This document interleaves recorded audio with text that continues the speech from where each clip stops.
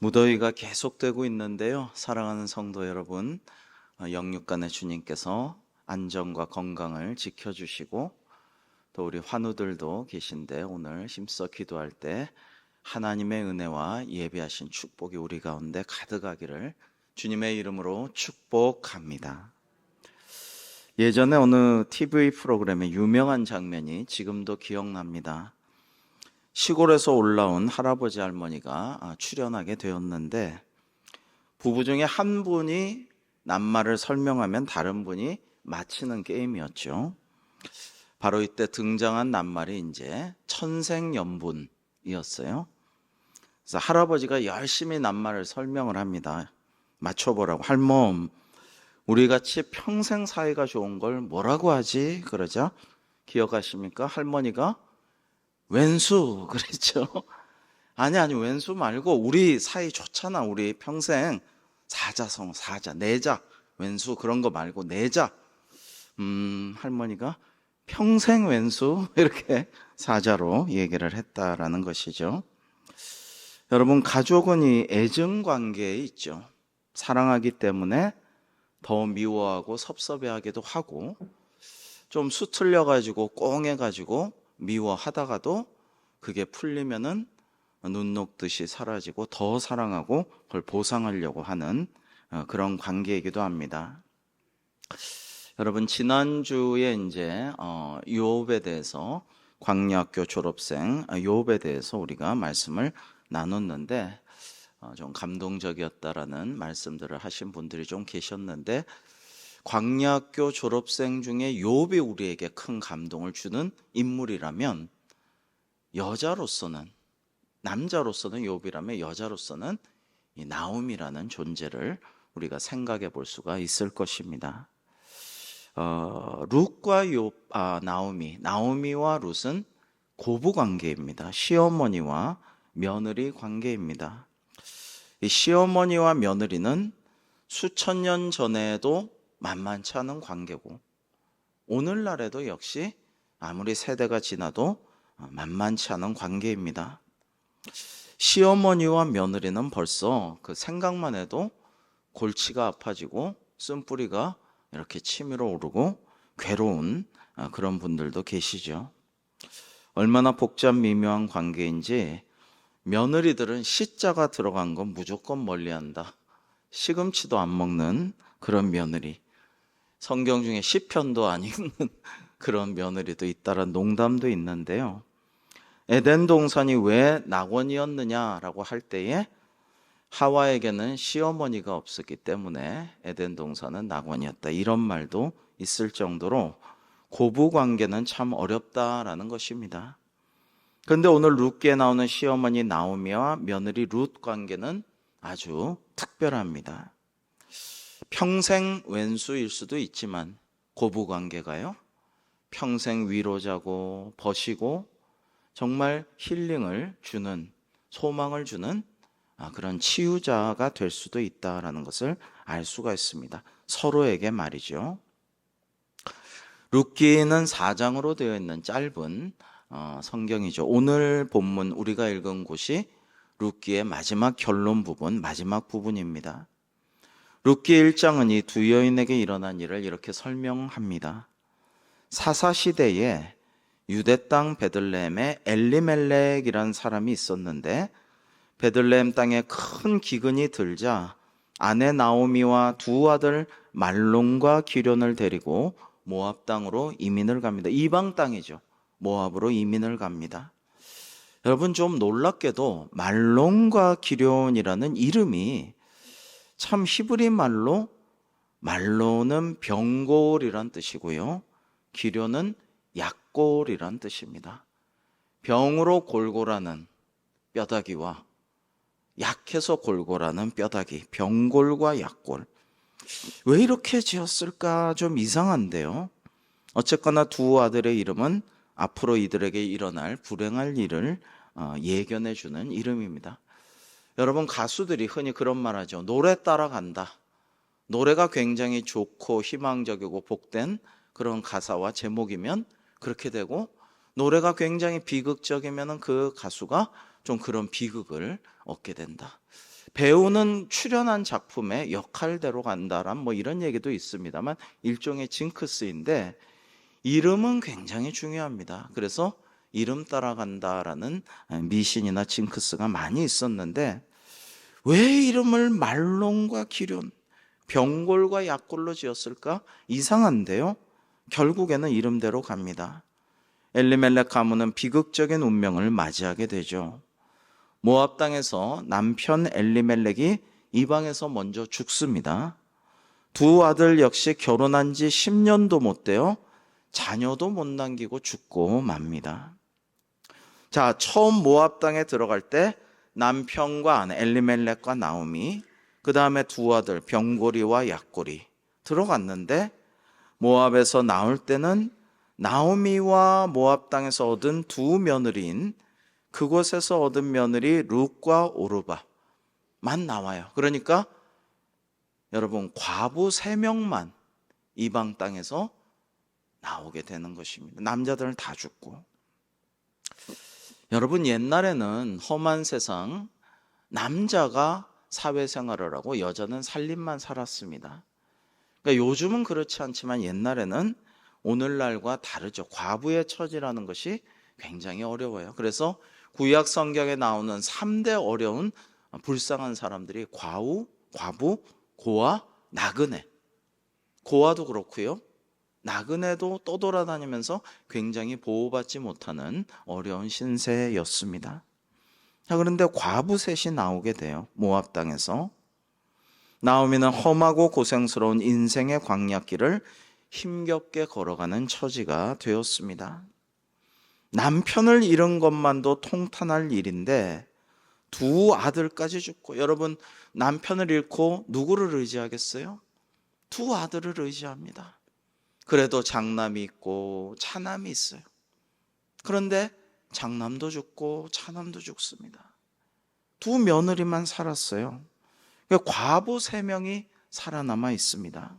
얼마나 불쌍하고 불행한 상황입니까? 성경학자 모리스는 이렇게 말했습니다.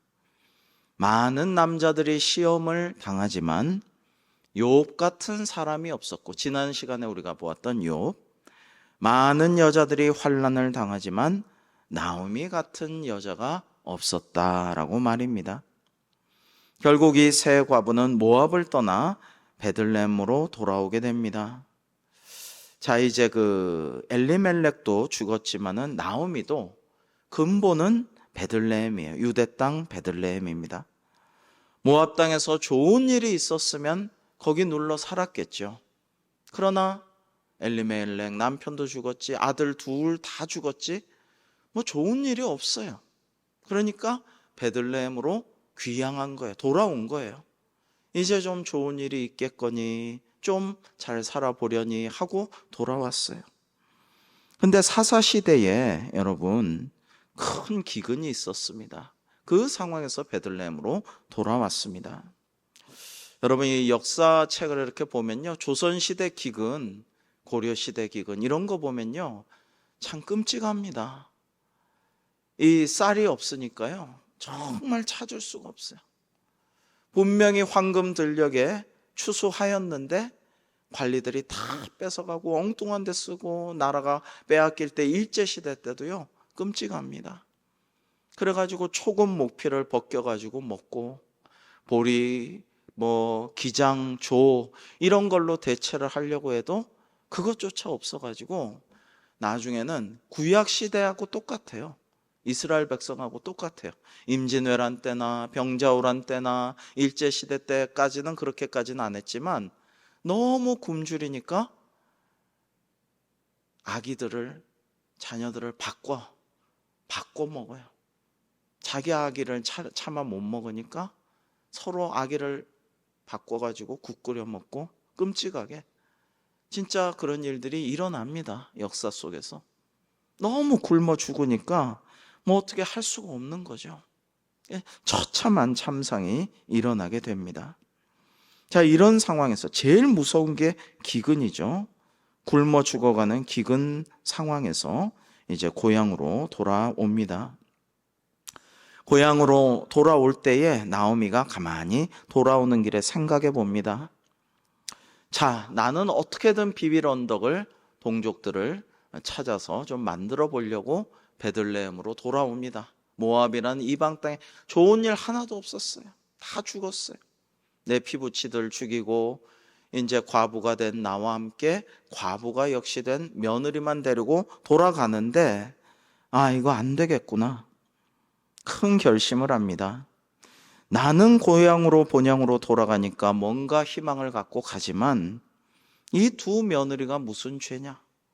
이 두 며느리가 내가 모압 땅에 갔듯이 자기들의 이방 땅이 되는데 베들레헴으로 유대 땅으로 가서 좋을 게 뭐 있겠느냐? 그래서 이제 남편을 잃은 여인은 친정으로 돌려보내는 당시의 풍습에 따라 나오미는 두 며느리에게 친정으로 돌아가서 제가하여서 재혼하고 살 길을 찾아라. 친정에서 어떻게 해봐라 라고 말합니다. 상당히 합리적이고 배려하는 모습이죠. 시어머니가 이런 자세를 가지고 역지사지로 며느리의 입장을 헤아리고 배려하면서 대하면 고부관계에 복잡할 일이 없겠죠. 먼저 윗사람이 배려하고 사랑을 베풀고 그 입장을 잘 생각해서 잘 해주면 되는 것인데 그렇게 했습니다. 나오미 입장만 생각하면 늙은 시어머니가 이제 돌아가는데 아무 낙이 없잖아요. 젊은 며느리라도 데리고 가서 뭔가 해나가야지 싶지만 본인의 입장은 그래요. 그러나 그들을 끌고 가서 어떻게 해보자 이게 아니고 너희들은 이제 돌아가서 친정에서 어떻게 해봐라, 살아봐라, 제가해봐라 이렇게 얘기한 거예요. 자, 그래서 며느리인 룻의 효도를 우리는 성경을 통해서 룻을 많이 강조하지만 그 전에 자기 입장과 처지만 생각하지 않고 며느리들을 친딸처럼 생각하고 배려했던 시어머니 나오미가 먼저 있었기에 효부인 룻도 낳을 수 있었다라는 것을 우리가 알 수가 있습니다. 자, 그런데 둘째 며느리 오르바는 친정으로 돌아갑니다. 아이고, 어머니 고마워요. 시어머니 말씀이 맞아요. 어떻게든 친정으로 돌아가서 살아봐야죠. 저는 아직 젊으니까 제가도 해봐야죠. 그러면서 돌아갑니다. 어떻게 보면 당연하기도 하고 합리적인 것이기도 해 보입니다. 근데 맏며느리 룻은 끝까지 시어머니를 따릅니다. 시어머니를 따를 뿐만 아니라 정말 위대한 신앙 고백을 합니다. 여러분, 룻의 이 말이 사실은 룻기에서 가장 유명한 말이죠. 사람들이 좋아하는 말인데 오늘의 주인공은 나오미입니다만 룻의 이 말을 먼저 시어머니의 배려에 따라서 나오미에게 들려드리는 위대한 신앙 고백, 사랑의 말, 배려의 말, 우리 룻기 1장 16절과 17절을 함께 읽어 보시겠습니다. 시작. 어머니께서 가시는 곳에 나도 가고 어머니께서 머무시는 곳에 나도 머물겠나이다. 어머니의 백성이 나의 백성이 되고 어머니 하나님이 나의 하나님이 되시리니 어머니께서 죽으시는 곳에서 나도 죽어 거기 묻힐 것이라. 만일 내가 죽는 일 외에 어머니를 떠나면 여호와께서 내게 벌을 내리시고 더 내리시기를 원하나. 아멘. 바로 이런 마음이 있었기에 룻은 성경에 나온 최고의 며느리, 최고의 효부가 되어 하나님께 큰 복을 받게 되는 것입니다. 어머니 가시는 곳에 나도 가고 어머니 머무시는 곳에 나도 머물겠습니다. 어머니의 백성이 나의 백성이 되고 종교적으로도 어머니의 하나님이 나의 하나님이 되시리니라고 말합니다. 다른 종교나 종교가 없었던 이가 시집을 왔어. 우리 시어머니의 사랑과 그 품행과 믿음을 보고 감동받아서 하나님을 믿게 될 때에 정말 놀라운 은혜의 역사가 그 가문에 임하는 것을 보게 됩니다. 그냥 어머니, 제 종교는 제가 알아서 할게요. 다른 건 몰라도 종교적인 건 건드리지 마세요. 영적인 건 제가 알아서 할 테니까 제 마음대로 할게요. 라고 하고 어머니가 간절히 기도하고 교회 나와 봉사하고 늘 섬기지만은 같이 안 할 때에 여러분, 가장 중요한 게 영적인 신앙적인 문제인데 그 가정이 진정으로 화합하기는 참 어렵겠죠. 그렇다고 해서 안 돼, 무조건 개종해야 되고 바꿔야 되고 교회에 나와야 돼 라고만 요즘 세상에 하기도 참 어렵습니다. 어려운 일이에요. 어떻게 해야 되겠어요? 간절히 기도하고 섬겨주고 사랑해주고 모범을 보여주고 감동 감화시키고 성령님께서 주장하여 주시기를 기다리는 수밖에 없죠. 기도하면서 모범을 보이면서 말이죠. 디모데전서에 이제 가족을 돌보지 않는 자는 불신자보다 악한 자니라는 무서운 말이 있습니다. 교회 일 너무 열심히 한다고 가족을 돌보지 않고 가족에게 감동을 주지 못하고 가족을 제대로 인도하지 못하면 하나님께서 기뻐하시지 아니하신다라는 무서운 말씀이죠. 근데 이 나오미는 참 모범을 보이고 감동을 주었기에 어머니의 하나님이 나의 하나님이 될 것이고 죽을 때도 어머니 죽는 곳에 묻힐 것이며 내가 죽는 일 외에 어머니를 떠나면 여호와 하나님께서 내게 벌을 내리시고 더 내리시기를 원합니다. 이런 말을 누가 시켜서 할 수 있습니까? 정말 마음에서 우러나야 할 수 있는 아름다운 말이죠. 감동적인 말이죠. 이런 말을 룻은 합니다.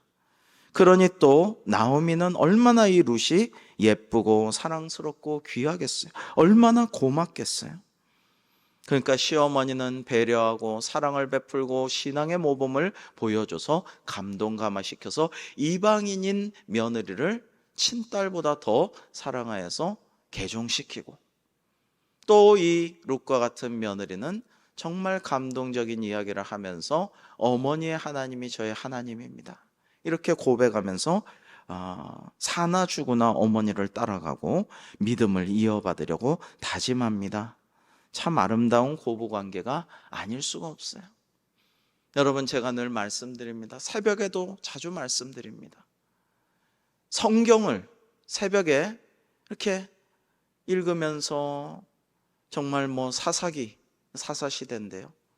사사시대 때 그냥 이런 일이 있었다, 그거 수천 년 전 거 그냥 읽고 말면 무슨 의미가 있겠어요? 무슨 소용이 있겠어요? 자, 사사시대에 나오미와 룻이 있었는데 이런 믿음의 모습을 가지고 고부관계를 이렇게 영위하고 유지했다. 그걸 우리가 그 의미, 그 뜻, 그것을 본받을 때에 나도 이런 시어머니가 되어야겠구나, 나도 이런 며느리로 살아야겠구나, 이런 변화가 있을 때에 성경을 읽고 묵상하고 말씀을 듣는, 또 기도하는 의미가 있는 것이죠. 자, 이렇게 시어머니를 따라 결국 베들레헴으로, 유대 땅 베들레헴으로 온 룻에게 어떤 일이 일어납니까? 룻은 시어머니를 봉양하기 위해 시댁에 가까운 친척인 보아스란 사람의 밭에 가서 추수하다 떨어진 곡삭 이삭을 주워오게 됩니다.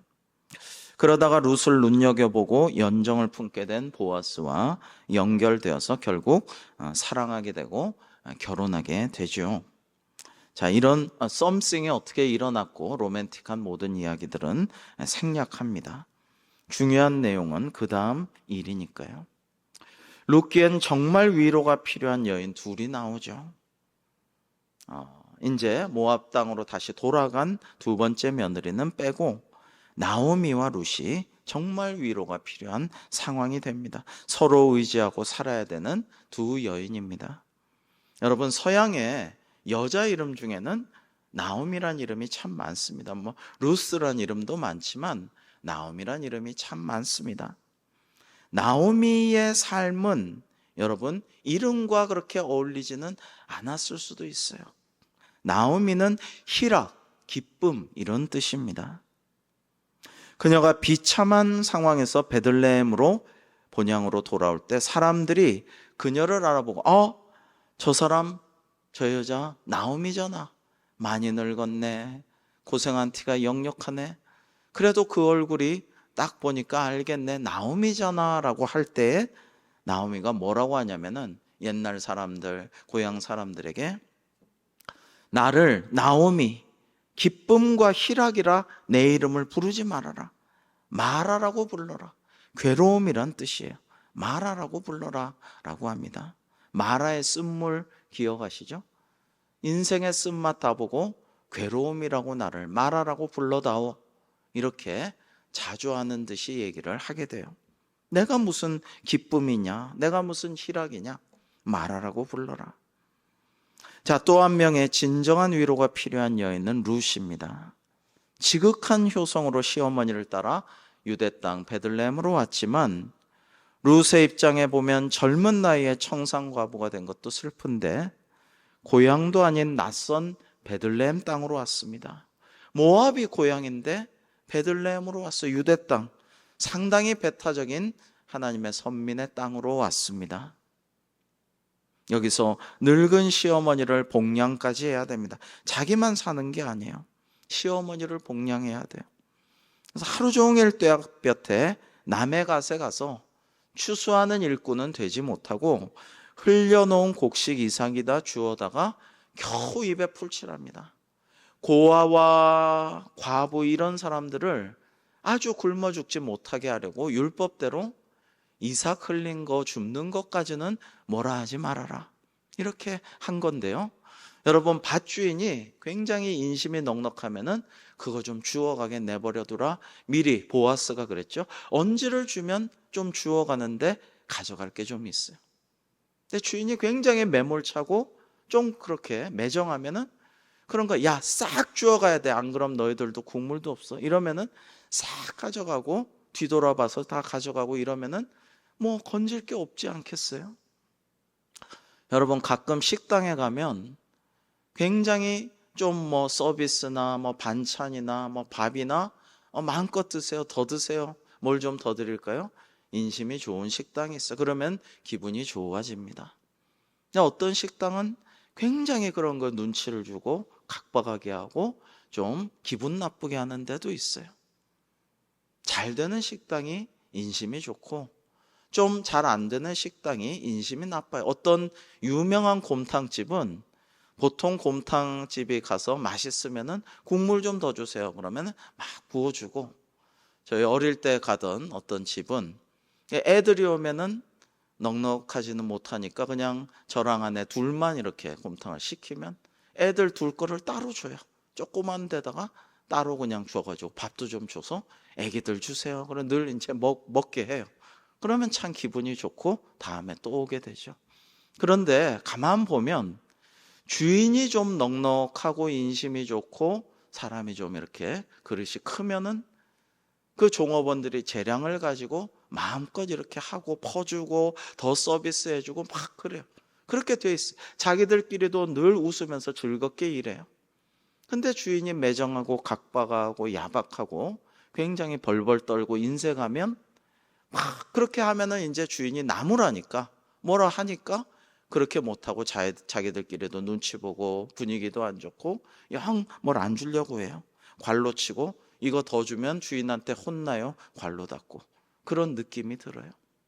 자, 보아스는 참 착하고 하나님을 경배하는 경건하고 의롭고 부유하고 넉넉하고 좋은 사람, 능력 있는 사람이어서 또 룻을 이쁘게 봐서 룻이 잘 이삭을 가져가게 해줍니다. 그러나 겨우 그거 가져다가 입에 풀칠하는 신세가 얼마나 서럽고 또 어머니까지 복량해야 하므로 얼마나 쪼달렸겠어요. 그리고 밤마다 친정이자 고향인 모압을 그리워하며 얼마나 낯선 환경에서 서러움의 그리움의 눈물을 흘렸겠습니까? 그런데 룻은 하나님께서 위로를 해주셔요.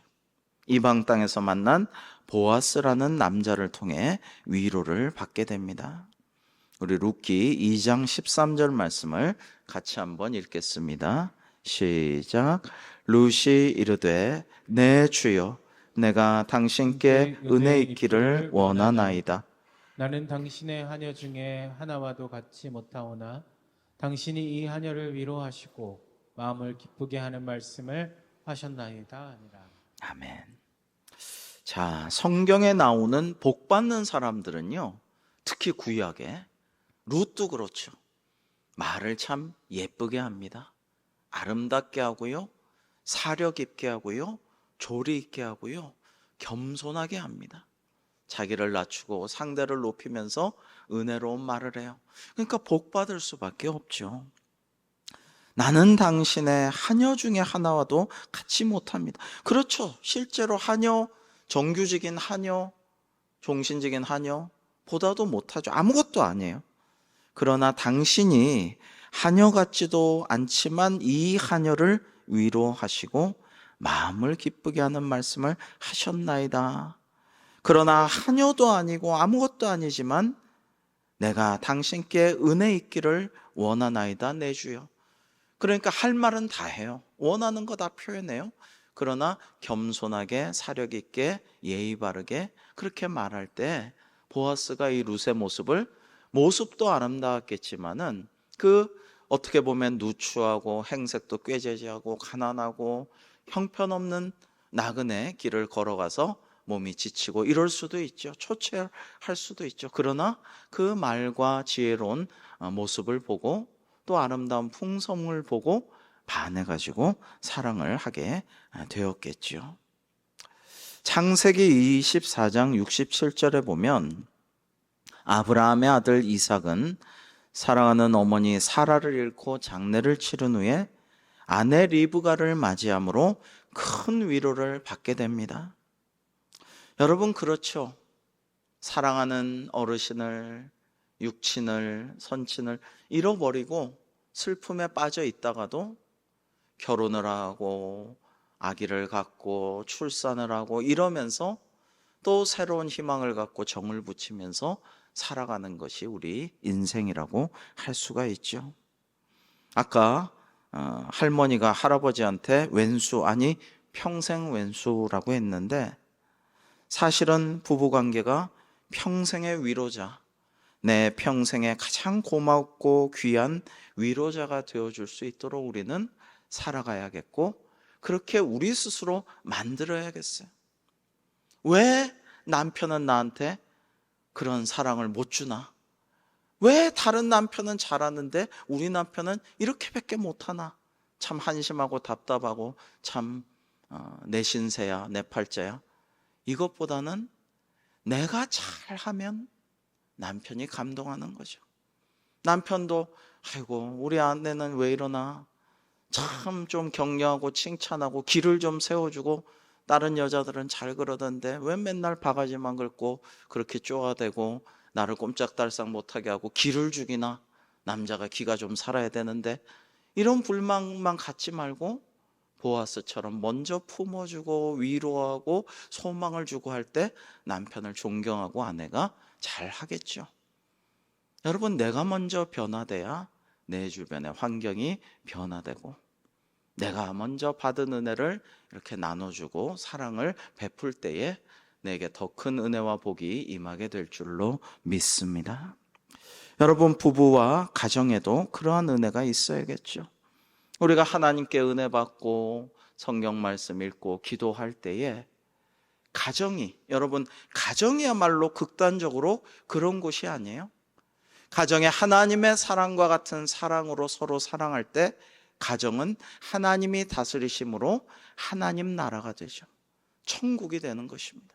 하나님 나라는 하나님께서 통치하시는 곳, 천국인 거죠. 그러나 그것이 안 될 때는 가정은 어떻게 돼요? 지옥이 돼요. 가장 친한 사람들이 미워하고 서로 원망하고 욕하고 불평하고 이렇게 될 때는 가장 같이 있기 힘든 지옥으로 변모하게 되는 것이죠. 자, 연애할 때는 눈꺼풀이 씌어서 죄다 좋은 것만 보이더니 결혼 후에 눈꺼풀을 벗어지고 정신 차리다 보니 모르던 약점, 나쁜 버릇이 보이기 시작하죠. 그러나 진정한 부부는 결혼 전에 뿌리 깊은 상처와 아픔들도 배우자를 만남으로 인해 치유받고 위로받고 회복되고 새로운 경지로 거룩한 길로 나아갈 수 있어야 될 것입니다. 근데 이게 인간관계 가운데 내 욕심과 내 마음과 내 뜻대로만 하려고 하면은 이게 잘 안 돼요. 서로가 자기 개성을 주장하고 자기 마음대로 하려고 하고 기싸움을 하고 내 뜻대로 끌어가려고 해가지고 잘 됩니까? 서로가 팽팽히 대립하게 되죠. 하나님의 사랑이 우리 가정을 평화롭게 만드실 줄로 믿습니다. 하나님의 은혜가 우리 가정을 복되게 이끌어 주실 줄로 믿습니다. 하나님께서 날 위해서 십자가에 달리시고 죽으시기까지 날 사랑하신, 죽을 수밖에 없는 죄인인 나를 위해 채찍에 맞으시고 가시관을 쓰시고 모욕을 당하신 그 사랑, 그걸 생각하면서 배우자를 용서하고 내가 희생하고 내가 주님과 같이 섬기고 이렇게 할 때, 내가 때로는 죽어지고 이렇게 할 때에 그 하나님의 사랑이 우리 가정에 감동을 일으키고 위로가 일어나게 하고 치유가 일어나게 하고 새롭게 변화시키는 은혜의 역사가 일어나게 하는 것입니다. 그것이 있어야 그리스도인의 과정이라고 할 수 있고 우리 가정이 하나님의 다스리시는 하나님 나라 천국을 이룬다라고 할 수 있습니다. 자, 그러면 시어머니 나오미는 누구를 통해 위로받게 되나요? 그것이 오늘의 룻기 마지막 부분이고 결론입니다. 오늘 말씀 13절에서 17절까지 뒤에 족보는 빼고 교독하겠습니다. 이에 보아스가 룻을 맞이하여 아내로 삼고 그에게 들어갔더니 여호와께서 그에게 임신하게 하심으로 그가 아들을 낳은지라. 여인들이 나오미에게 이르되 찬송할지로다. 여호와께서 오늘 내게 기업 물을 자가 없게 하지 아니하셨도다. 이 아이의 이름이 이스라엘 중에 유명하게 되기를 원하노라. 이는 내 생명의 회복자이며 내 노년의 복량자라. 곧 너를 사랑하며 일곱 아들보다 귀한 내 며느리가 낳은 자로다 하니라. 나오미가 아기를 받아 품에 품고 그의 양육자가 되니 함께 그의 이웃 여인들이 그에게 이름을 지어주되 나오미에게서 아들을 태어났다 하여 그의 이름을 오벳이라 하였는데 그는 다윗의 아버지인 이새의 아버지였더라. 아멘. 자, 룻과 보아스가 결혼해서 아들을 낳았다. 나오미의 손자가 태어난 거죠. 첫 손자입니다. 유일한 손자 태어났어요. 근데 특이하게도 오늘 말씀 본문을 보면 부모나 할머니가 아니라, 보아스는 지역의 유지고 존경받는 사람이고 부자죠. 보아스가 지은 게 아니에요. 저희 아들들은 이제 제가 지었는데, 또 여러분 할아버지 할머니 뭐 이렇게, 여기는 할머니죠. 할아버지 죽었으니까 외할머니나 친할아버지 할머니가 지은 게 아니에요. 어머니 룻이 지은 것도 아니에요. 누가 지었느냐? 성경에는 동네 여인들이 이름을 지어줍니다. 이름은 오벳입니다. 히브리 말로 오베드, 섬기는 자, 복량자라는 뜻입니다. 게다가 17절의 마지막, 오늘 사사기의 마지막이죠. 족보 빼면 이 오벳을 룻의 아들이 아니라 나오미에게 아들이 태어났다 하여 이름을 복량자, 누구의 복량자? 외할머니의 복량자죠. 자, 그래서 그는 다윗의 아버지인 이새의 아버지였더라라고 합니다. 동네 여인들은 누구보다 나오미의 아픔과 상처를 잘 알았어요. 이 손자가 할머니 나오미에게 얼마나 큰 위로의 자식이며 소망의 손주인지를 알았어요. 그래서 이 손자가 할머니의 최고의 위로자여 할머니를 잘 복양하게 될 이라는 뜻으로 오베드, 섬기는 자, 복량자라고 이름을 지어줬습니다. 그리고 이 이름을 보아스도, 아니 왜 그런 이름을 지었어? 우리 가문은 이런 게 돌림자인데 이런 거 지어야 되는데 하지 않고 동네 여인들의 그 뜻을 존중해서 그대로 이름을 삼습니다. 더 놀라운 일은 이 아이가 바로 할머니 나오미의 최고의 회복자여 위로자인 오벳이 다윗의 할아버지가 됩니다. 오벳의 손자가 다윗입니다. 14절에 나온 축복처럼 이 아이의 이름이 이스라엘 중에 유명하게 되기를 원하노라 라고 여인들이 축복했는데 그 축복이, 아기를 향한 축복이 그대로 이루어졌습니다. 그래서 정말 유명한, 온 세상이 아기가 낳은 후 지금까지 수천 년 동안 기억하는 이름이 되었습니다. 이 오벳으로 인해 부모와 할머니뿐 아니라 가문 전체가 이스라엘 최고의 영광의 가문이 되고 왕가가 되고 다 쓰러져가고 끝나가던 가문이 나오미의 가문 경우에 다윗의 가문이 되죠. 여러분, 태조 이성계에 6대 위의 선조까지 용비어 청가를 씁니다. 용비어 청가는 층층이 육룡이 하늘을 날랐는데 어쩌고 저쩌고 하면서 선대를 찬양하는 게 용비어 청가입니다. 그만큼 조상들까지 왕의 조상들을 찬양하는 거죠. 여러분, 오벳이 그러한 은혜의 가문으로 하나님께서 축복하여 주십니다. 자, 이렇게 복받은 가정은 어떤 가정이냐를 오늘 하나님의 말씀을 통해 봅니다. 남편이 보아스가 아내에게, 룻에게 진정한 위로자가 되고 치유자가 되고 회복자가 되고 모든 것을 책임지는 든든한 사람이 돼요. 아내는 남편에게 위로자가 되는 가정이 하나님께서 원하시는 가정입니다. 보아스에게 룻이 큰 위로가 되었기에 갈 곳 없는 이방의 떠돌이 과부인 이 룻이 너무나도 큰 위로를 주었기에 보아스가 이 룻을 통하여 위로를 받고 결혼을 하게 되었을 것입니다. 또 자녀가 부모에게 평생 가장 큰 근심거리가 아니라 부모에게 가장 큰 위로자가 되는 가정이 하나님의 섭리와 예정에 따라 우리에게 복 주시는 가정입니다. 요즘은 캥거루족도 있다 그러죠. 캥거루가 이 엄마 캥거루 배 속에 꼭 들어가 가지고 계속 거기에 뭉개고 지내듯이 50대가 되어도 부모에게 손 벌리고 늘 부모를 의지해 가지고 아무것도 안 하는 그런 집안도 가정도 꽤나 있다라는 것입니다. 안타깝게도 오늘 신문에 보니까 역대 최고로 무려 44만 3천 명의 코로나 때도 44만 1,000명이었는데 코로나 때를 능가하는 청년들이 일을 안 하고 있다라는 것입니다.